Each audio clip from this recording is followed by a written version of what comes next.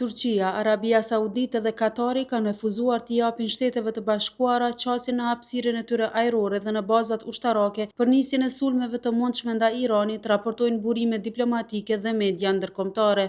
Sipas këtyre burimeve, vendet në fjalë kanë shprehur shqetësim të thellë për pasojat që një përshkallëzim ushtarak mes SBA-ve dhe Iranit do të kishte për stabilitetin e lindjes së mesme.